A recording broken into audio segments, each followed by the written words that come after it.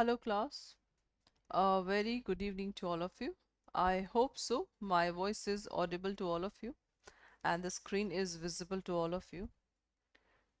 Am I audible now? So that we can start our session. That is very much important. So today class we are going to start a one paragraph based question that is very much important. Okay, let's start with the session.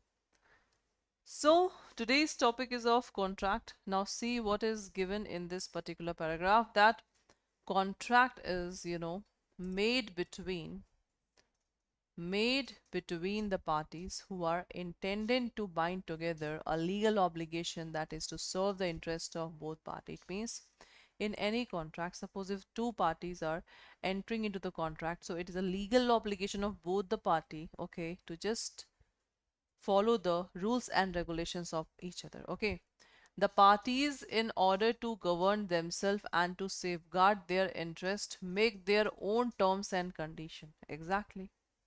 Okay, they have to make their own terms and condition. Okay, and when such terms and condition are accepted by both the party unconditionally, this is called enactment of the contract. So we have already know the contract of the formula. It's a offer plus acceptance is equal to promise.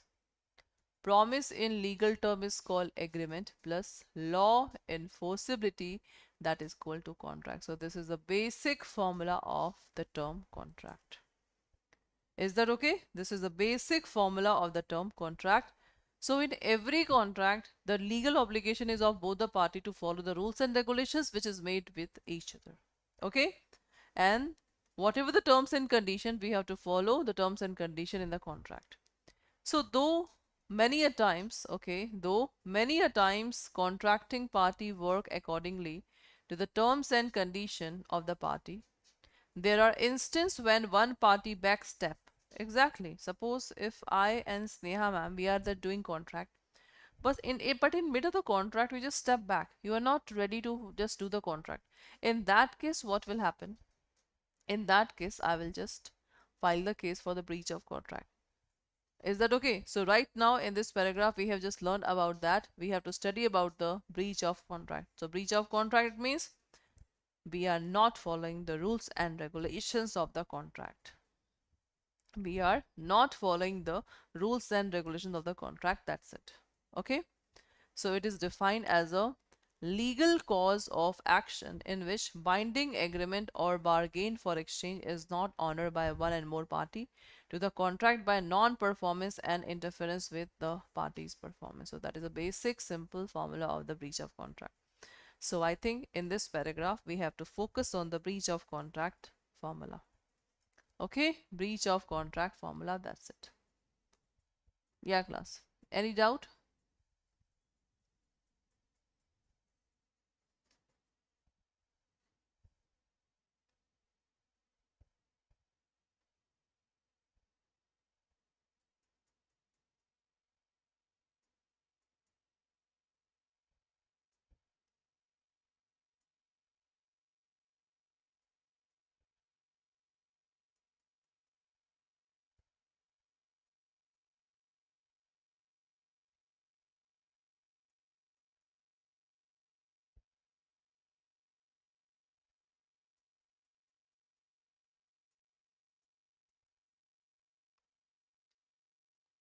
Done, class? Any doubt in this paragraph? Okay, now the next one. If the party does not fulfill his contractual promise or has given information to the other party that he will not perform his duty as mentioned in the contract, or if his action and conduct he seem to be unable to perform, it is called breach of contract. Exactly. That is called breach of contract. Okay. Now, thus, when a party having a duty to perform a contract fail to do so and doesn't act, whereby the performance of the contract by him become impossible, or he refuses. So the contract become impossible and he refuses to perform the contract, it is said to be called breach of contract of his part. So on the breach of contract by one party, the other party is discharged of his obligation to perform his part of the obligation. Okay, so class, basically the breach of contract is of two parts. The first is actual and the second is anticipatory breach of contract. So what is the basic definition of actual and the anticipatory breach of contract? The actual contract is basically, if I say you, the actual contract means, suppose if a party is performing contract and one party in mid of the contract not performing his duty, that is called actual breach of contract. And anticipatory, before performing any portion, before performing any part, okay, before performing any part, if we are not following the rules and regulation of the contract before performing the actual act, this is called anticipatory breach of contract. Suppose I just appointed Honey Singh to sing a song in a hotel at 1 of November. I just also given the advance payment, but at 31st of October he is saying that I will not sing a song. That is called anticipatory breach of contract. This is called anticipatory breach of contract. That's it. Okay, this is called anticipatory breach of contract. So this is the important terms. Done, class? Any doubt? Actual, anticipatory breach of contract. Okay, the last is, thus when a party to the contract, what is this? Thus when the party to the contract refuses to do an act or does an act at the time of the performance of contract, it is said to be the actual breach of contract. See the definition that is given here. This is the definition which is given here: actual breach of contract, and this is anticipatory breach of contract. Okay, and then, but when a party to the contract refuses to do an act or does an act before the time of performance by which performance of contract is not possible, this is called anticipatory breach of contract. Is that okay? So that is a very simple definition of both a contract. I hope so that is clear to all of you. Actual, when the contract is start, in bid of the contract. Anticipatory, before performing the contract. That's it. Okay. And see, on the anticipatory breach of contract, the aggrieved party has two options. Either to sue for damages and treat the contract subsisting and wait till the actual date of performance. Exactly. If the contract is subsequently impossible, then breach is not liable. Then the party in breach is not liable, because impossible means the party cannot perform the contract. Suppose if the earthquake comes, natural disaster comes, so the party is not able to perform the contract, so that can be not happen. That's it. Is that okay? So this is a simple formula for this one.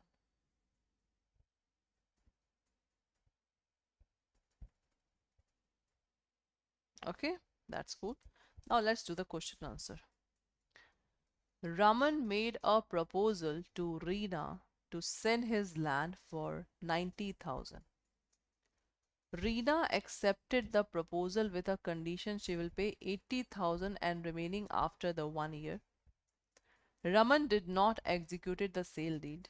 Reena sued Raman for the breach of contract. Decide. There is no contract concluded. Contract is duly concluded and executed between Raman and Reena. Raman is liable for breach of contract. Both B and C.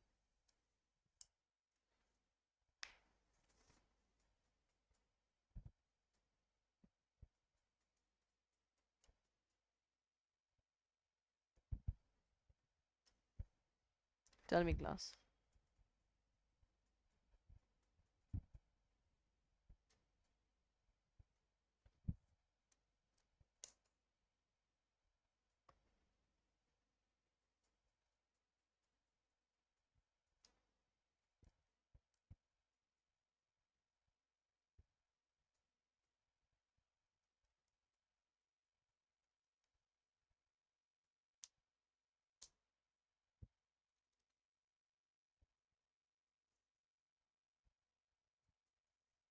So for this one class, the right answer is for the first one. The right answer will be no contract is concluded, because if I'm selling my land, it is my choice to sell the land at any price. Who are the offeree who are just putting his condition? Condition can be put only by me, not the offeree. So that's why A will be the right answer for this question. Is that okay? A will be the right answer for this question. Okay, next one. Rajan contract to sell crops to Bunty before 10 January 2021 on 5/1/2021. On 5 January 2021, Rajan informed Bunty that he cannot deliver the crops.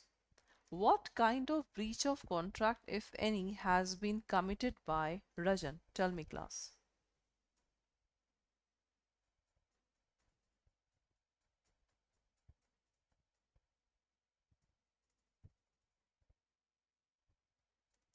This is a very simple question.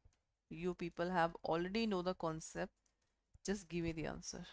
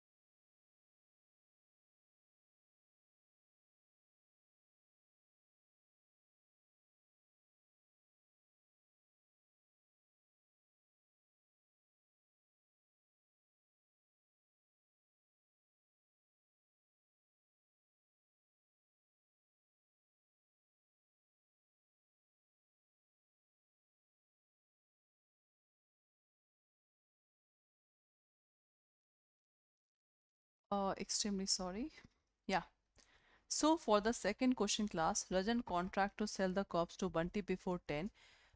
On 5 January, Rajan informed that he cannot deliver the contract. So this is but obvious. It is called a anticipatory breach of contract because it is done before the performance of the contract. That's why C is the right answer. Now, Rajan contract to sell the corpse to Bunty before 10 January. On 5 January, Rajan informed Bunty that he cannot deliver the corpse, but Bunty did not sue for damages, that is a compensation, kept the contract subsisting. On 6 January, the corpse are destroyed by heavy rain and storm. Decide the liability of Rajan class. Decide the liability of Rajan. Yes, class. So for the third one, the right answer is, first of all, C. It is destroyed due to the heavy rain and storm. So that's why Rajan is not liable for any compensation because it is done with that act which is impossible. Okay, so that's why if the heavy rainstorm is there, you cannot do the contract. So that's why the Rajan is not liable for damages. Next, fourth one. Okay, fourth one, Rajan contract to sell indigo to Bunty before 10 January. On 5 January, Rajan informed Bunty that he cannot deliver the indigo, but Bunty chose to keep the contract subsisting. On 7 January, price of indigo increases twofold. Rajan claimed that he cannot liable for damages due to the subsequent impossibility. Now decide. Rajan is liable for breach of contract and thus damages. There is a no subsequent impossibility. Rajan is not liable for breach of contract as a contract was impossible, and both A and B. What is the right answer of fourth one? The right answer is both A and B. Rajan is liable for breach of contract and thus damages, and there is a no subsequent impossibility. Subsequent means nothing is done. Only the price is increased. So if the price increase, contract can still be possible. So that's why D is the right answer. Okay. Now the last one is, Suman sent a proposal to sell the watch to Sneha for ₹1000 and the payment should be done in online mode. Sneha sanitized the cash and paid to Suman. Suman did not give the watch to Sneha. Sneha sued Suman for the breach of contract. Decide. Suman is liable for breach of contract. Suman is not liable for breach of contract. No contract is concluded between Suman and Sneha. So in that case, class, the right answer will be, what is the right answer? So the right answer for fifth one is, that is D is the right answer. Suman is not liable for breach of contract. No contract is concluded because if the offerer is saying that you have to pay the payment through the online, it means online. You cannot put the condition. The offerer must have to put the condition. Is that okay? So this is all for today's class. So I hope so you people like this session. So this is your English medium crash course which is already started. Apply the coupon code Y391 for the maximum discount in this batch. Okay. And we have a single batch also. We have a video course also, ebook also, CAIIB book also, and Mahapack 2.0 also. So if you want to purchase anything, apply the coupon code Y391 for the maximum discount. Thank you so much, class.